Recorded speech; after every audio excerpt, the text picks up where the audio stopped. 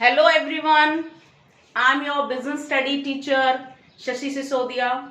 और जो सीरीज मैंने स्टार्ट की है 12th क्लास बिजनेस स्टडीज, उसमें फर्स्ट लेक्चर मैं कंप्लीट कर चुकी हूँ, जिसमें हमने किया था meaning of management in detail. In this lecture I will cover the functions of management. So mainly there are 5 functions of management in your NCERT book. 5 functions of management, जिसमें पहला फंक्शन है प्लानिंग. तो planning कैसा function है बेटा? Planning is the first function of management in which we think in advance. हम advance में सोचते हैं. वी थिंक अबाउट फ्यूचर, हम फ्यूचर के बारे में सोचते हैं. What we have to do in future, how the things will be carried out in future. So future के बारे में सोचना, to peep in the future, future में झांकना, ये सारा क्या है? प्लानिंग. क्लियर? तो प्लानिंग एक ऐसी एक्टिविटी है जिसमें हम फ्यूचर के बारे में सोचते हैं. We set our goals.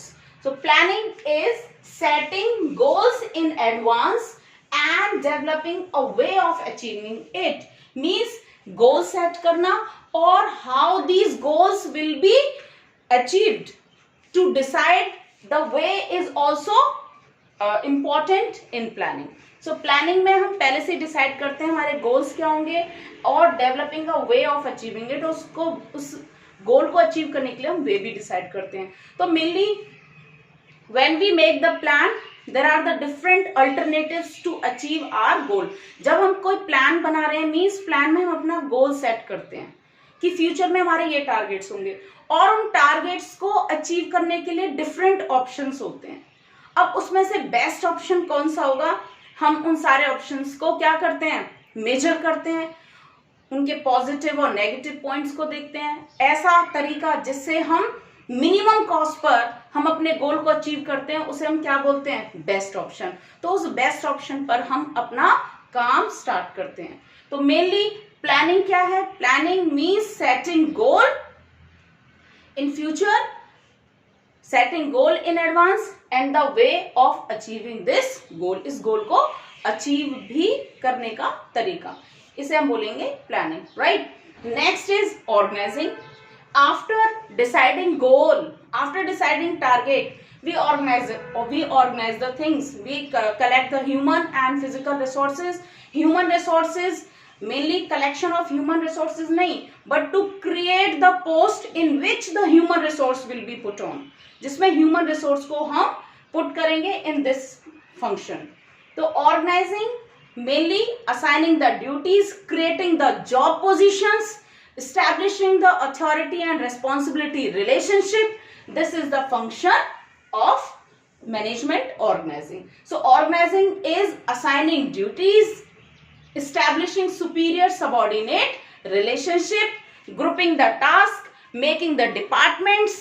Mainly this is important function of management. क्यों? क्योंकि जो हमने गोल अचीव किया ना, ये गोल को अचीव कैसे किया जाएगा, कौन अचीव करेगा, कौन क्या काम करेगा, किसकी क्या अथॉरिटीज होंगी, कौन किसको रिपोर्ट करेगा, कौन किसको ऑर्डर देगा, तो ये किस में डिसाइड करते हैं हम? ऑर्गेनाइजिंग में.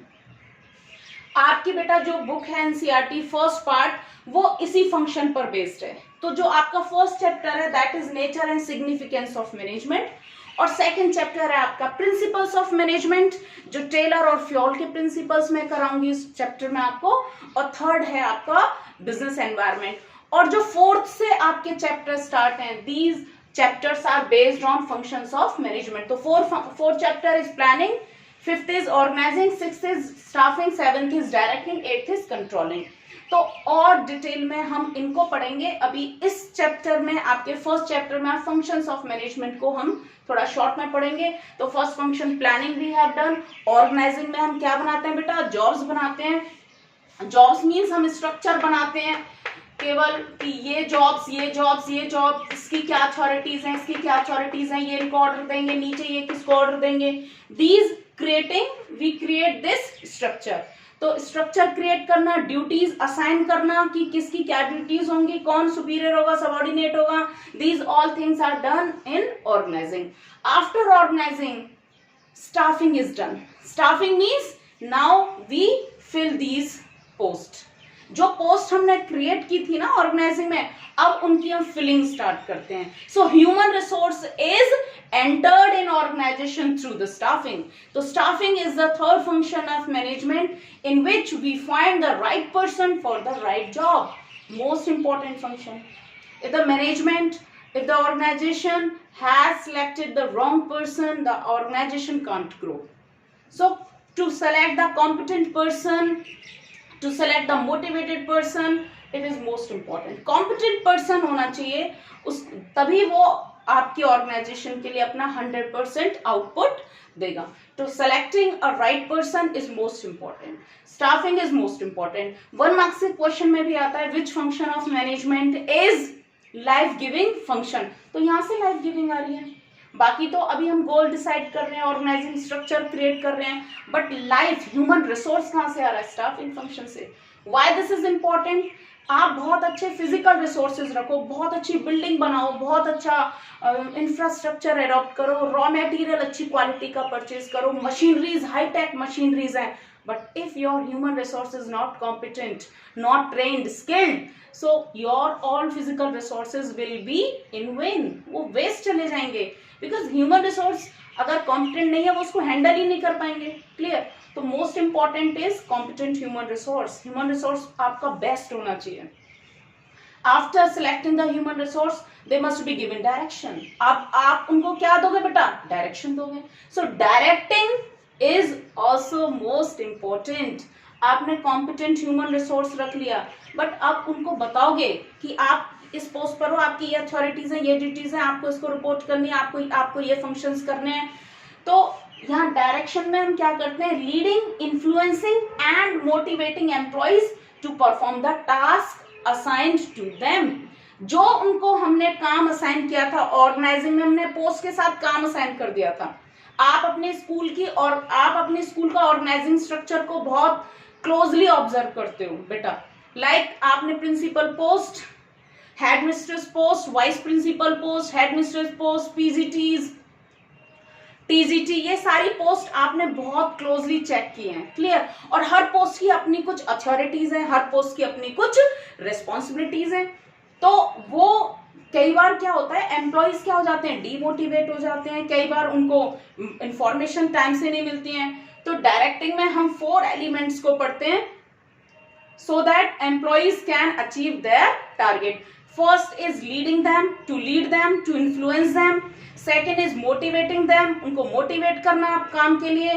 Third is communicating. बिना कम्युनिकेशन के टारगेट अचीव नहीं होंगे, क्योंकि बिना कम्युनिकेशन के कोई भी अगर कम्युनिकेशन का फ्लो नहीं है तो वहां पर एक कम्युनिकेशन गैप होगा, वहां चीजें क्लियर नहीं होंगी, क्या करना है, कब करना है. तो कम्युनिकेशन इज मोस्ट इंपॉर्टेंट.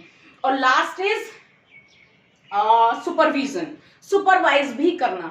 तो through directing is an activity in which the human resources, we lead the human resource, we influence the human resource, we motivate the human resource to perform the task assigned to them. जो काम उनको assign किया गया है उस काम को कराने के लिए उनको लीड करना, मोटिवेट करना, उनके साथ कम्युनिकेशन करना, टाइमली कम्युनिकेट करना. These all functions are conducted in directing. And last function is controlling. So controlling, in which controlling, what we do in controlling? Controlling means monitoring the performance. Monitoring the performance means that all the employees are doing work according to the predetermined standards or not. जो उनको पहले से standards दिए गए थे, काम करने का तरीका बताया गया था, जो टारगेट्स दिए गए थे वो टारगेट को अचीव कर रहे हैं या नहीं कर रहे हैं, ये चेक करना ही क्या है? कंट्रोलिंग. फॉर एग्जाम्पल, एक वर्कर को एक दिन में 10 यूनिट बनाने का टारगेट दिया गया. This is called standard work. This is called standard work. But उसने एक्चुअल वर्क कितना किया? सपोज करो 5 units. So there is a deviation. यहां पर कितना डेविएशन है? 5 यूनिट्स का. तो मेनली कंट्रोलिंग क्या है? कंट्रोलिंग मीन्स जो काम बताया गया है वो काम वर्कर कर रहे हैं या नहीं कर रहे हैं. केवल यही कंट्रोलिंग नहीं है, कंट्रोलिंग में आगे भी है कि रीजंस क्या है. To find out the reasons are most important. कि रीजंस क्या थे? तबीयत खराब हो गई थी, उसकी क्लियर, उस वर्कर की तबीयत खराब हो गई थी या वो ट्रेंड नहीं है, उसकी जो प्रोडक्शन स्पीड अच्छी नहीं है, तो उसके लिए करेक्टिव मेजर्स लेना। करेक्टिव मेजर्स क्या हो जाएंगे, अगर सपोज करो उसकी तबीयत तो सही थी लेकिन उसको प्रोडिक्शन करना नहीं आता, मींस ही नीड्स ट्रेनिंग, फिर उसे ट्रेनिंग दो सो दैट वो फ्यूचर में इतना डेविएशंस उसका ना आए। तो कंट्रोलिंग क्या है, controlling means monitoring the activities in the organisation and finding out deviations and taking corrective measures, reasons of deviations and taking corrective measures as well. तो controlling is most important. As a student आपको भी अपने आप को control करना चाहिए। आपने कुछ प्लान सेट किया होगा ना पढ़ने के लिए कि भी मुझे 95% अबव लाना है, उसके लिए मैंने प्लान्स बनाए हैं। प्लान क्या है, मैं रात को पढ़ूंगा 12 से सुबह 4 बजे तक, तो कहीं ऐसा तो नहीं आप सो जाते हो, तो आप कंट्रोल करो, मीन्स यू आर डेविएटेड। आपने प्लान बनाया मैं जब घर में सब सो जाएंगे रात को 10 से 4 बजे तक मैं पढ़ूंगा या पढ़ूंगी, और आप उस टाइम सो जाते हो, मीन्स यू आर डेविएटेड। फिर आप अपने आप को कंट्रोल करो। तो कंट्रोलिंग क्या है, जब तक प्लान नहीं है जब तक कंट्रोल नहीं है। So first of all there will be the planning और the activities will be controlled if the activities are not going on according to the plan. और अगर डेविएशंस हैं तो उनको रिमूव किया जाएगा, करेक्टिव मेजर्स लिए जाएंगे। करेक्टिव मेजर्स क्या होगा बच्चे, आप बताओ। आप रात को नहीं उठते हो, नहीं पढ़ते हो, आलस में सोते हो, करेक्टिव मेजर्स क्या है, ये करेक्टिव मेजर्स हैं। आप अपने आप को मैनेज करोगे, उस टाइम उठोगे और पढ़ोगे। क्लियर, तो best of luck for your exams. अच्छे से पढ़ो, अच्छे से तैयारी करो 12th क्लास में। क्लियर, तो मुझे लगता है आपको ये फंक्शंस ऑफ मैनेजमेंट बहुत अच्छे से समझ में आ गया होगा। नेक्स्ट टॉपिक हम कवर करेंगे बेटा natures of management. Clear, thank you and have a nice day.